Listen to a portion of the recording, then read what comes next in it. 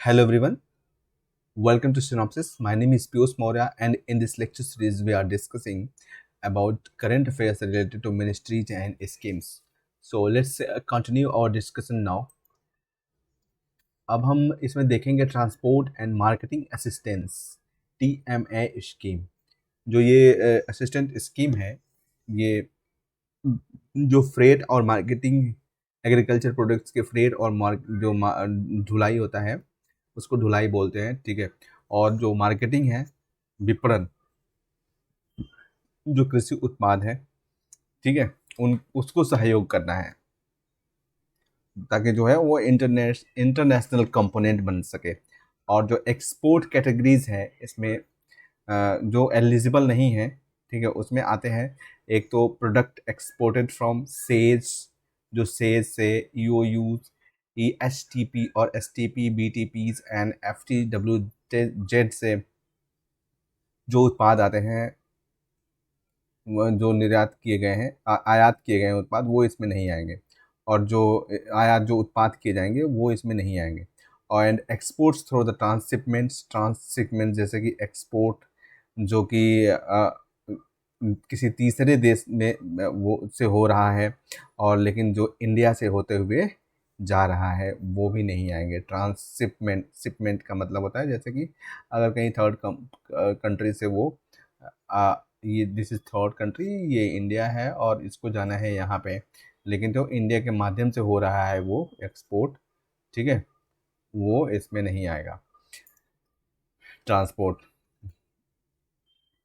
Export of goods through courier and foreign post offices using e commerce का प्रयोग करते हुए जो है जो गुड्स और सर्विस, गुड्स का जो है कोरियर के माध्यम से या फॉरेन पोस्ट के ऑफिस के माध्यम से एक्सपोर्ट अगर किया जाता है तो उसको भी इसमें नहीं जाएगा। It covers freight and marketing assistance, ये जो है ढुलाई और जो विपणन का से संबंधित जो सहायता है उसको कवर करता है, जो कि केवल एयर के साथ या फिर सी के साथ हो रहा एक्सपोर्ट है। Revenue insurance scheme for plantation, plantation के लिए, प्लांटेशन क्रॉप्स के लिए जो है रेवेन्यू इंश्योरेंस स्कीम, राजस्व बीमा योजना। और ये जो प्लांटेशंस ग्रोवर्स हैं जैसे कि T, coffee, rubber and cardamom या टोबैको के जो उत्पादक हैं, ठीक है, उनको ट्विन रिस्क जो है, एक तो मौसम का रिस्क होता है, वेदर का रिस्क होता है, और दूसरा जो है दाम बढ़ने से, जो है दाम बढ़ने से, जो कि अगर उपज कम होती है तो दाम बढ़ जाते हैं, ठीक है। इन इन दोनों रिस्क से इसको, इन जो ये ग्रोवर्स हैं, प्लांटेशन ग्रोवर्स हैं, उनकी रक्षा करना है।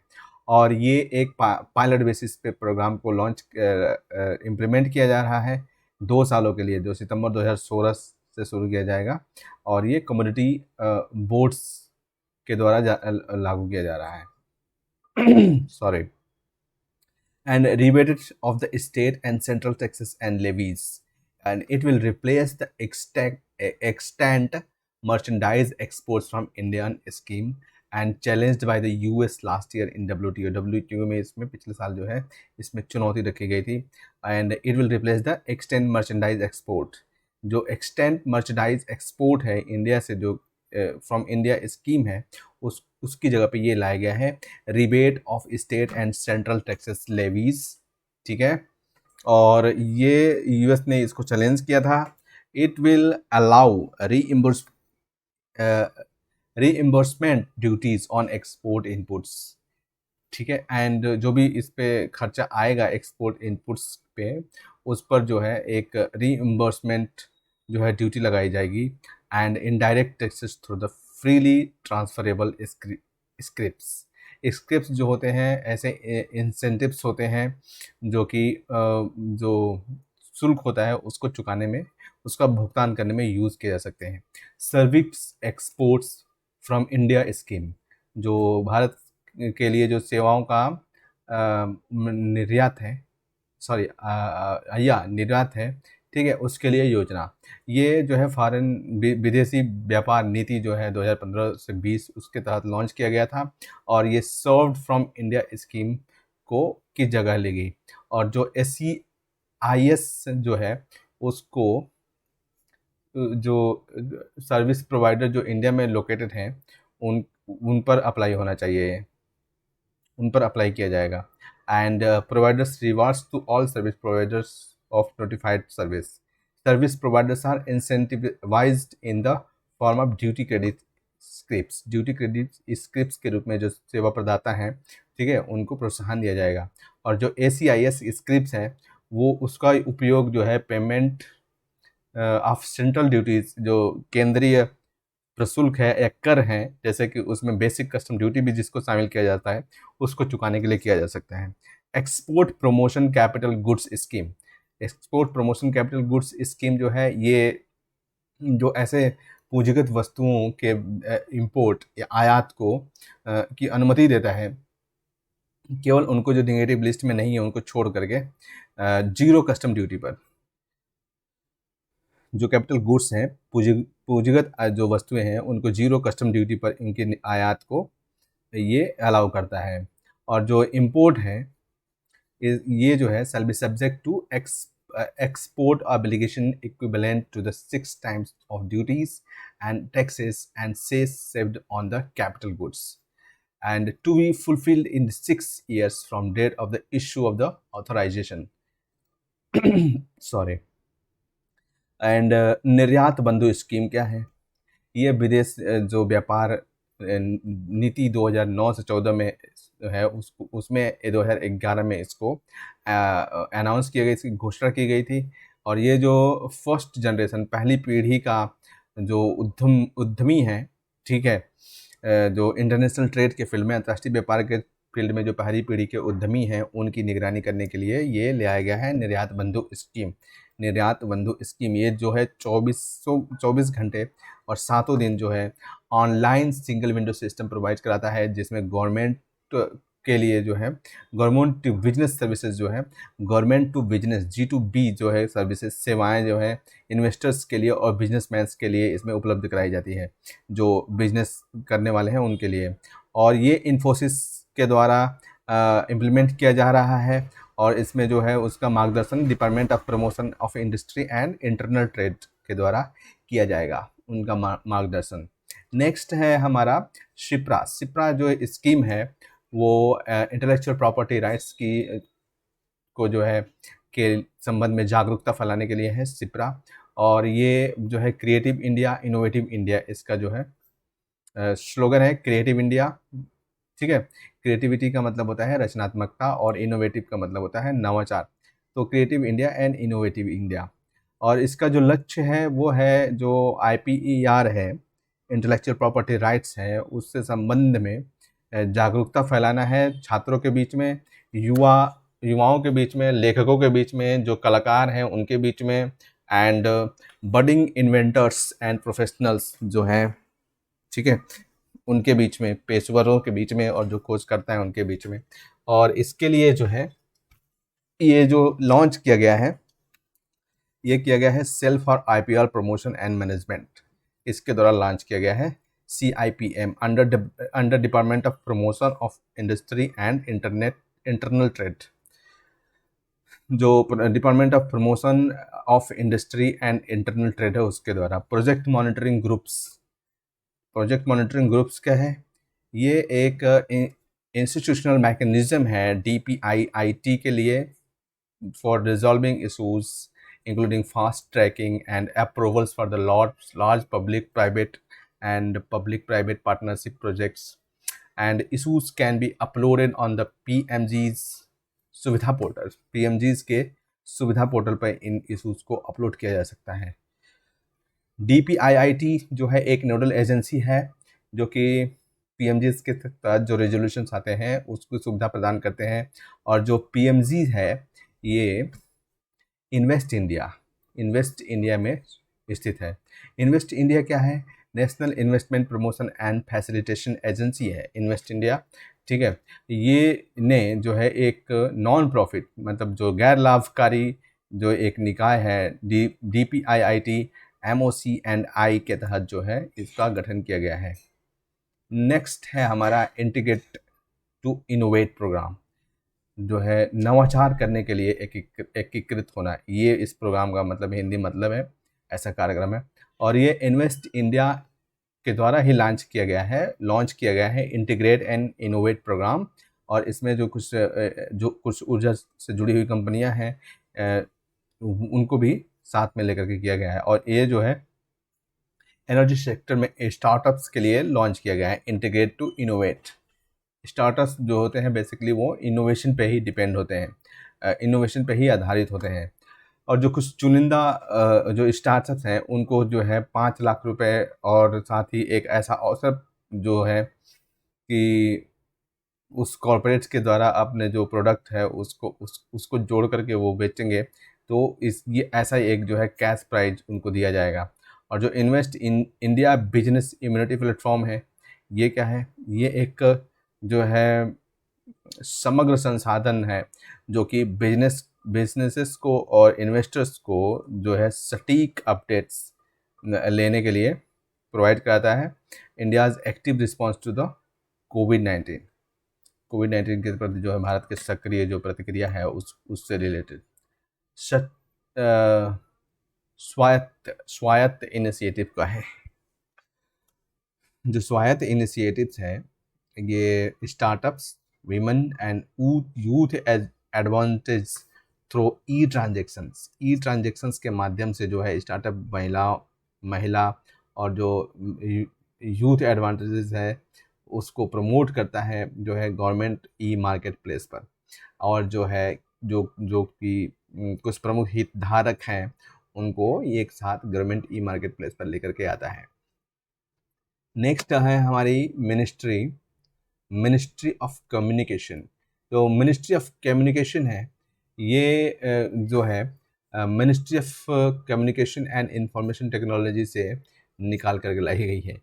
ये कम्युनिकेशन को निकाल लिया गया है, इंफॉर्मेशन को वहीं छोड़ दिया गया है, ठीक है। और ये इसमें 2 डिपार्टमेंट हैं, डिपार्टमेंट ऑफ टेलीकम्युनिकेशंस और डिपार्टमेंट ऑफ पोस्ट जो है पोस्टल डिपार्टमेंट है वो भी इसमें आता है। पोस्ट भी कम्युनिकेशन के माध्यम से पहले कभी अभी भी है, ठीक है। और डिपार्टमेंट ऑफ टेलीकम्युनिकेशन दूर संचार विभाग। टेली का मतलब होता है दूर और कम्युनिकेशन का मतलब होता है संचार और डिपार्टमेंट का मतलब होता है विभाग, तो दूर संचार विभाग। और ये जो है सभी प्रकार के जो कम्युनिकेशंस हैं, संचार हैं, जैसे कि टेलीग्राफ हो गया, टेलीफोन, जहाँ भी टेली शब्द लगा हो आप समझ लो कि ये दूर से ही किया जा रहा है, टेलीफोन एंड वायरलेस डेटा। और इसमें जो कुछ एडमिनिस्ट्रेशन के लिए जो कानून दिए गए हैं वो हैं इंडियन टेलीग्राफ एक्ट 1985 और इंडियन वायरलेस टेलीग्राफी एक्ट 1940 और जो telecom regulatory authority of India act 1997, इसको ट्राई बोलते हैं, ठीक है, इसको ट्राई बोलते हैं। आजकल यही जो टेलीकॉम के क्षेत्र में जो भी रेगुलेशंस हैं ट्राई के द्वारा ही लेकर के आए जाते हैं। पब्लिक सेक्टर यूनिट्स इसके तहत जो है, एक तो है ये BSNL भारत संचार निगम, ये MTNL महानगर टेलीफोन नेटवर्क लिमिटेड, और ये Indian telephone industry limited and telecommunication consultants India limited. इसका लक्ष्य क्या है? इसका लक्ष्य है ई गवर्नमेंट। ये जो है ई इंफ्रास्ट्रक्चर जो है, जो ई सर्विसेज को जो उपलब्ध डिलीवरी कराई जाएगी,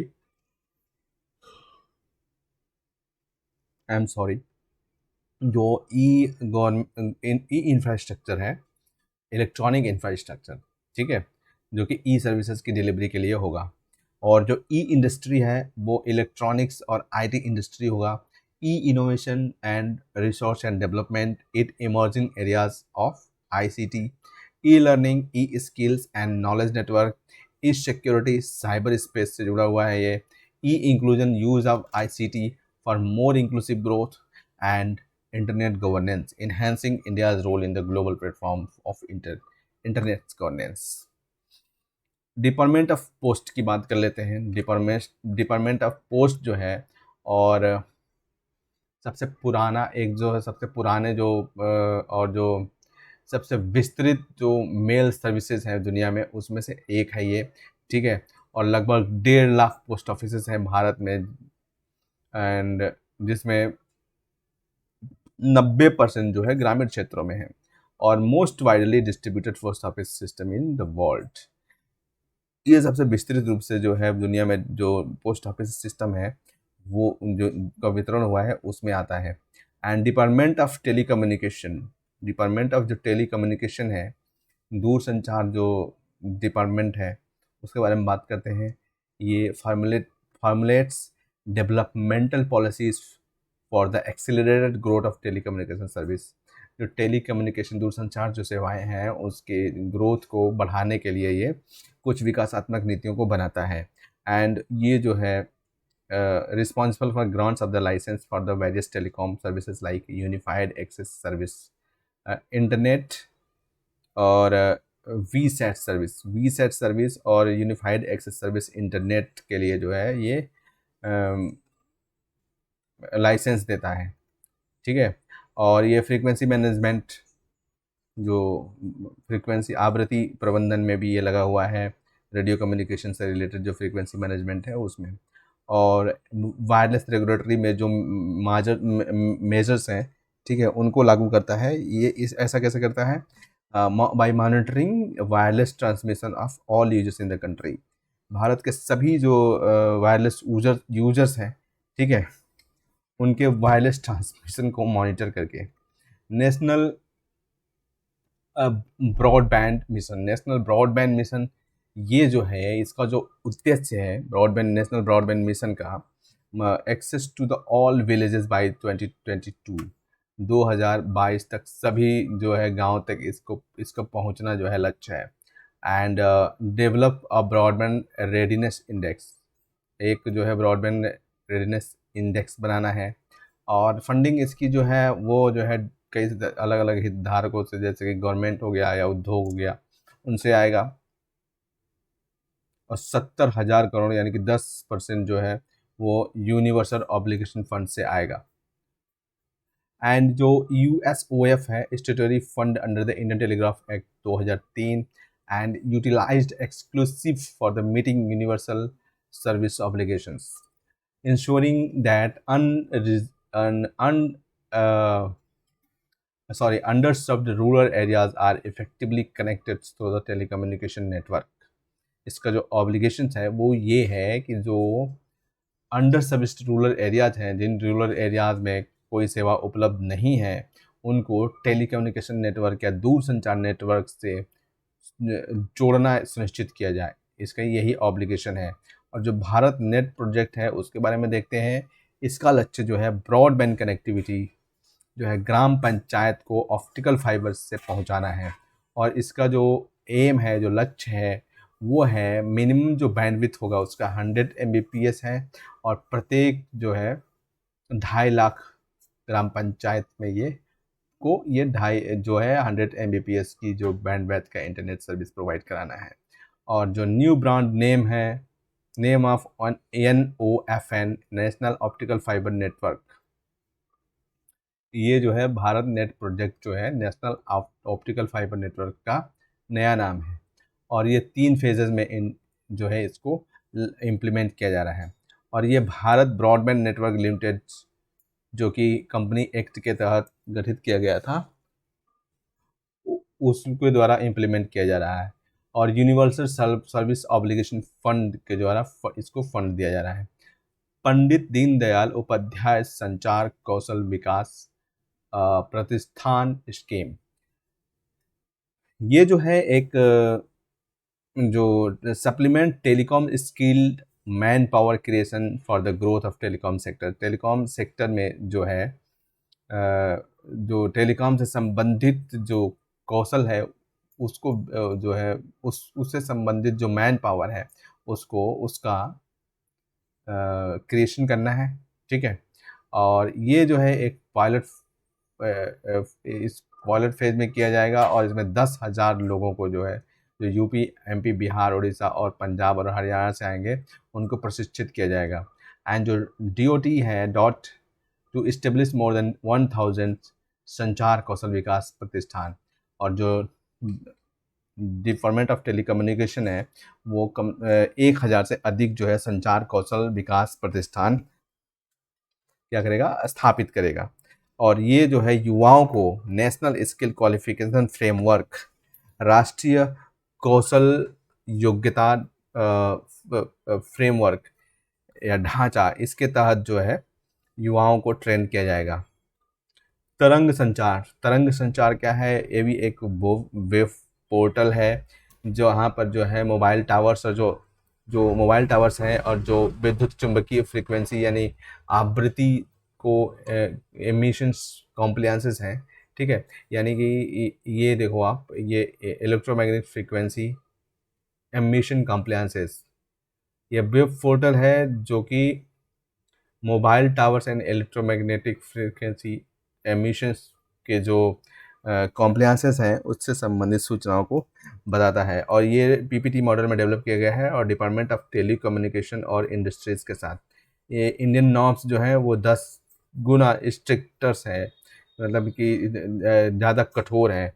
जो रेडिएशन एमिशंस किया जाता है, जो ग्लोबल स्टैंडर्ड्स है उसके तुलना में भारतीय जो नॉर्म्स हैं वो 10 गुना कठोर हैं।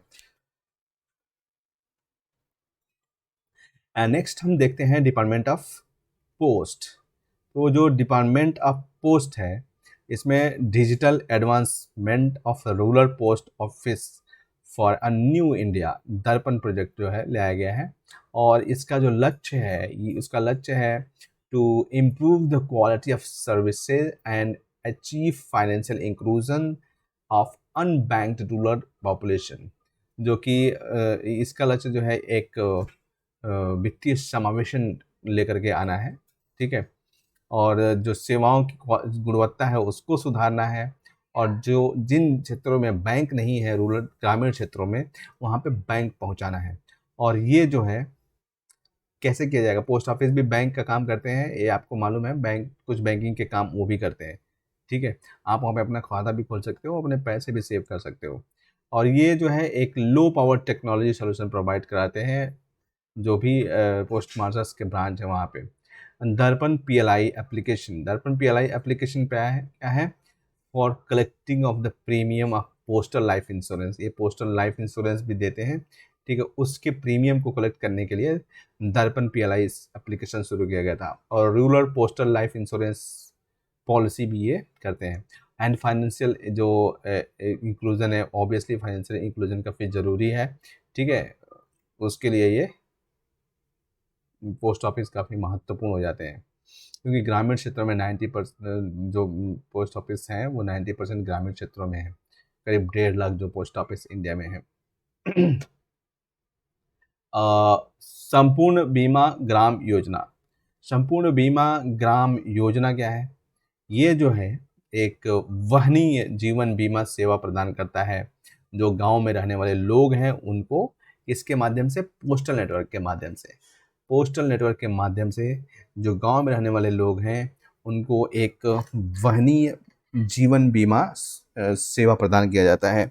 और ये जो है करीब एक गांव में, जहाँ पे 100 घर होंगे, ठीक है, वहाँ ऐसे करीब एक गांव को पहचान की जाएगी इसके तहत, जहाँ पे 100 घर होंगे।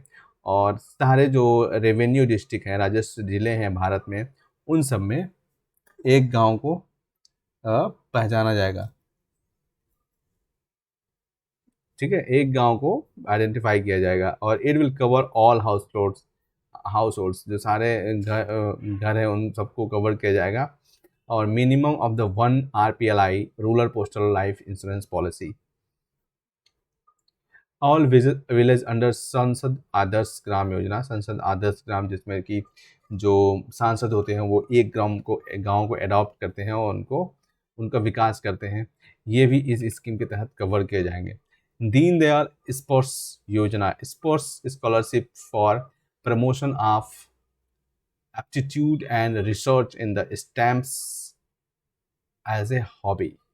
जो स्पोर्ट्स है, दीनदयाल स्पोर्ट्स योजना, इसमें एक स्कॉलरशिप जाएगी, छात्रवृत्ति दी जाएगी, कि जो कि आप जो है आपकी अभियोग्यता और जो शोध है स्टैम्प्स को के क्षेत्र में हॉबी के रूप में, उसके लिए उसको प्रमोट करने के लिए। इसका एम क्या है कि collection and study of the postal stamps, जो पोस्टल स्टैम्प्स हैं उनका संग्रह करना और उनका अध्ययन करना, ठीक है। और जो एनुअल स्कॉलरशिप है वो कितनी है? 6,000 6,000 जो है एनुअल स्कॉलरशिप है to children of the standard 6 to 9 pursuing philately as a hobby. जो फिलैटली होता है वो स्टम्प्स के अध्ययन को बोला जाता है, और इसको जो है अगर वो एक रुचि के रूप में फॉलो करते हैं तो उनको ये 6,000 की स्कॉलरशिप दी जाएगी सालाना। Cool EMS service. Cool EMS service क्या है? ये एक तरफा जो है सर्विस है इंडिया से जापान की तरफ, ठीक है, जिसमें जो है जो ग्राहक है, भारत में जो ग्राहक है उस वहाँ से जो है जापानी फूड आइटम्स को वो इंपोर्ट कर सकता है, और ये अभी दिल्ली में ही केवल अवेलेबल है। Ministry of consumer affairs, food and public distribution, ठीक है, उपभोक्ता मामलों, खाद्य और सार्वजनिक वितरण मंत्रालय, ये भी 2 डिपार्टमेंट्स में डिवाइड किया गया है। इसमें एक है department of food and public distribution और दूसरा है डिपार्टमेंट ऑफ कंज्यूमर अफेयर्स। जो डिपार्टमेंट ऑफ जो फूड एंड पब्लिक डिस्ट्रीब्यूशन है, खाद्य और सार्वजनिक वितरण विभाग जो है उसके लक्ष्य क्या है? The remunerative rates for the farmers के लिए remunerative rates and supply of the food grains at reasonable price, ठीक है, तर्कसंगत आधार पर जो है खाद्यान्नों का की आपूर्ति कंज्यूमर्स को सीधे जो है पीडीएस के माध्यम से, सार्वजनिक वितरण जो स्कीम है उसके माध्यम से, और जो पीएसयूज इसके अंदर आएंगे, food corporation of India and central warehouse corporation. Public distribution system में क्या होगा? ये जो है supply of food grains at reasonable price, जो फूड ग्रेन्स हैं उनकी सप्लाई जो है तर्कसंगत मूल्यों पर की जाएगी, और ये एक नेशनल फूड सिक्योरिटी सिस्टम है। और जो इसमें जो प्रमुख कमोडिटीज़ हैं जो बांटी गई हैं उसमें वीट है, गेहूं है, राइस है, ठीक है, चावल, शुगर है और केरोसिन है। Managed by the FCI, food corporation of India के द्वारा ये मैनेज किया गया है, और एफसीआई एक्ट 1964 के द्वारा ये स्थापित है। Fair price shops. Fair price shops क्या है? ये जो है largest distribution network of its type, अपने तरह का एक जो है दुनिया के सबसे बड़े वितरण नेटवर्क है दुनिया में। And department of consumer affairs की बात अगर करें तो ये जो है ऐसी पॉलिसीज़ लेकर के आता है जो कंज्यूमर कोऑपरेटिव्स से जुड़े होते हैं और प्राइस मॉनिटरिंग से जुड़े होते हैं, ठीक है, इसेंशियल कमोडिटी अवेलेबिलिटी से जुड़े होते हैं, consumer movements and control of the statutory bodies like the bureau of Indian standards and way and measures से जुड़े होते हैं। स्टैट्यूटरी बॉडीज़ अंडर इट, इसके तहत जो है सांविधिक जो निकाय हैं वो कौन कौन से हैं? Standards of the weight and measures, the bureau of Indian standards administers the Consumer Protection Act 1986, Consumer Welfare Fund, department of food and public distribution, इसके तहत जो है कुछ स्कीम्स हैं उनके बारे में हम एक बार देखते हैं। अंत्योदय अन्न योजना। अंत्योदय अन्न योजना जो है इसमें कौन कौन से जो लाभार्थी होंगे? एक तो जो है भूमिहीन कृषक जो मजदूर हैं और जो मार्जिनल जो फार्मर्स हैं, ठीक है, और जो ग्रामीण कलाकार हैं, क्राफ्ट्समैन हैं, और जो दैनिक जो है मजदूरी करने वाले अनौपचारिक क्षेत्र में जो दैनिक मजदूरी करने वाले हैं वो हैं।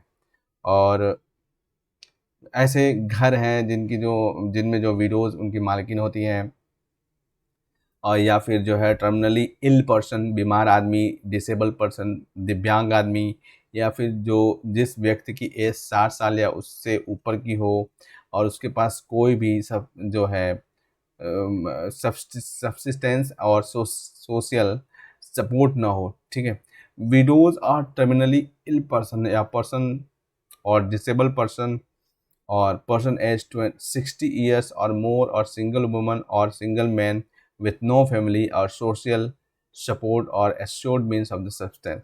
ऑल प्रिमिटिव ट्राइबल हाउसहोल्ड्स, सारे जो है आदिम आदिवासी घर, और सभी एलिजिबल होंगे जो कि below poverty line families for HIV positive of HIV positive person, ठीक है, HIV positive persons, and covers poorest of the poor families from amongst the BPL families covered under the targeted public distribution system। जो poorest of the poor families हैं, सबसे गरीबों में से भी गरीब लोग हैं जो बीपीएल है उसमें, ठीक है, जो कि टारगेटेड पब्लिक डिस्ट्रीब्यूशन सिस्टम के तहत जिनको लक्षित किया गया है। और ये जो है यहाँ पे हाईली सब्सिडाइज्ड रेट पर 1 रुपये पर केजी के हिसाब से जो है कोर्स ग्रेन मिलेगा, जैसे कि बाजरा हो गया, ठीक है, मक्का हो गया, और 2 रुपये पर केजी के आधार पर गेहूं, और 3 रुपये पर केजी पर राइस या चावल दिया जाएगा। और ये नेशनल फूड सिक्योरिटी एक्ट का हिस्सा है। जो हाउस होल्ड जो है AAY, इनको 35 केजी जो फूड गैस हैं प्रत्येक हाउस होल्ड्स के लिए पर मंथ दिया जाएगा। States UTs bear the distribution cost, जो राज्य हैं और जो संघ क्षेत्र हैं वो जो वितरण लागत है उसको वहन करते हैं। ये अभी हम इस क्लास में बस इतना ही। नेक्स्ट क्लास में नेक्स्ट लेक्चर में हम टारगेटेड पब्लिक डिस्ट्रीब्यूशन सिस्टम पे बात करेंगे। तब तक के लिए जो है, थैंक यू सो मच।